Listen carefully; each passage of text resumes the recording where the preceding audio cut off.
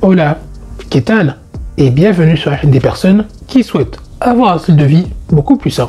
Avant de commencer cette vidéo, j'ai remarqué qu'il y a deux types de personnes. Les personnes qui déjeunent le matin et les personnes qui ont un véritable problème avec le petit déjeuner. C'est fou. En fait, une fois j'avais posté sur TikTok une vidéo sur le petit déjeuner et dans les commentaires il y avait un gars qui avait commencé à dire arrêtez votre propagande du petit déjeuner, l'humain n'est pas censé déjeuner le matin. Et il y avait un gars qui lui avait répondu oui c'est ça, vas-y dis-lui, c'est bien dit. Mais les gars, calmez-vous, j'incite pas les gens à consommer la drogue non plus. Et du coup, ouais, ça m'a assez surpris de savoir qu'il existait vraiment une catégorie extrémiste anti-petit déjeuner. D'accord, pourquoi pas. Et bah écoute, si tu penses, si tu es dans cette catégorie-là, bah cette vidéo, je pense, ne va pas beaucoup t'intéresser. Mais si tu penses comme moi que le petit déjeuner est une question de choix et que tu peux soit en consommer ou pas, et bien dans ce cas-ci, je te dis, let's go pour la vidéo.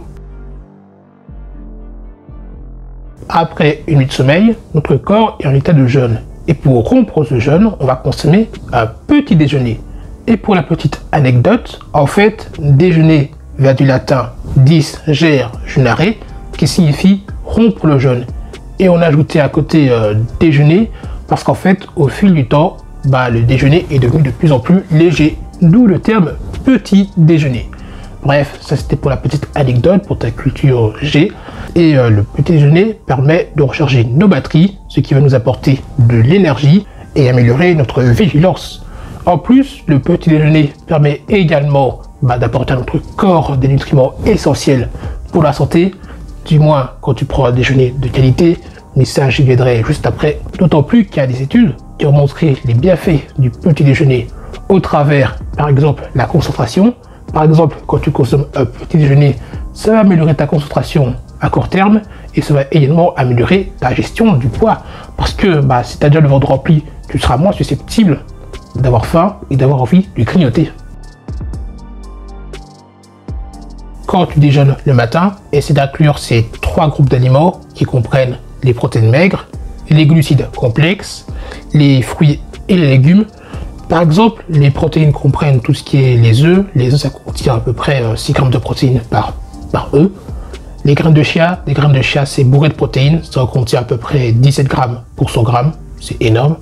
Le beurre de cacahuète, ça contient une vingtaine de grammes de protéines pour 100 grammes. Donc c'est pas mal. Ensuite, on a les glucides complexes qui comprennent par exemple les flocons d'avoine. Alors, on dit souvent qu'il ne faut pas consommer de glucides le matin parce que ça peut créer des pics de glycémie et donc après-midi, tu auras encore faim. D'où la raison de consommer justement des glucides complexes qui contiennent également des fibres, comme par exemple les flocons d'avoine, parce que les fibres permettent de ralentir l'absorption des glucides dans le sang. J'ai envie de dire que les fibres, c'est un peu le némésis du sucre, du glucose, enfin des glucides. Du coup, voilà pourquoi j'ai choisi cette combinaison. Ensuite, on a les fruits et les légumes qui comprennent, ça, on les présente plus, tu en connais un sacré paquet, j'en suis certain. Et si tu veux un déjeuner équilibré, tu fais un mix de ces groupes d'aliments et tu ne seras pas déçu. Et si tu as pas d'idées, voici 5 idées de petit déjeuner sain que tu peux faire chez toi.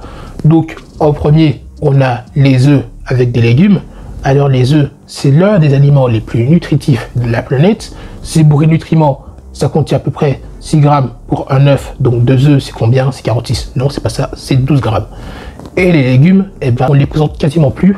Je pense que tu sais déjà leur avantage. Ensuite, on a le yaourt avec les fruits. En fait, le yaourt, c'est une bonne source de protéines et ça contient également des probiotiques qui est très bon pour la digestion. Et les fruits, idem, tu connais déjà leurs avantages. Ensuite, on a les toasts à l'avocat. Les avocats, c'est une super source de graisse saine, bon pour le cœur en l'occurrence. Et ça contient également des fibres alimentaires, à peu près 7,7 grammes de fibres pour 100 grammes. Et pour la petite anecdote, Cristiano Ronaldo consomme également des toasts à l'avocat le matin. Si ça peut t'influencer de façon positive, si je peux dire.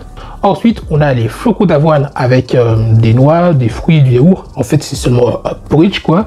Mais ça fait le travail. Sans oublier le pain avec des tranches de banane et du beurre de cacahuètes, qui est un ensemble de... en gros, ce que ça va contenir ce petit déjeuner, c'est des protéines, des bonnes graisses qui proviennent du beurre de cacahuètes, ça contient des fibres qui proviennent d'un peu de tout. En fait, c'est vraiment une combinaison. Si tu veux optimiser ton petit déjeuner du matin, voici 3 erreurs que tu dois éviter. Déjà, consommer des aliments trop sucrés. En fait, tu as les aliments, quand tu les consommes, à première vue, ça peut paraître assez pratique, mais ça reste pas très longtemps dans le ventre, ça rassasie pas. Si je prends l'exemple des tartines que tu tartines, oui, de Nutella ou de confiture, et ben ça contient très peu de nutriments et ça va pas du tout te rassasier. D'où l'intérêt de choisir des aliments riches en nutriments, comme par exemple en protéines, en glucides complexes. Comme je te les ai présentés précédemment, mais pour éviter de me répéter, je ne vais pas les redire à nouveau. La deuxième erreur, c'est de ne pas boire assez d'eau. L'eau, c'est limite le truc par lequel tu devrais commencer ta journée. Donc, première chose à faire le matin, boire de l'eau. Tu peux également ajouter du citron pour faire de l'eau citronnée, pour avoir une petite touche de goût et également d'antioxydants, parce que l'eau citronnée, ça déchire grave pour la santé. D'ailleurs, en fait, parfois, ça nous arrive de confondre la faim et la soif.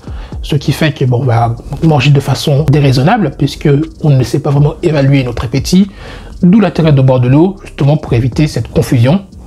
Et la troisième erreur que tu dois éviter de faire, c'est manger trop vite.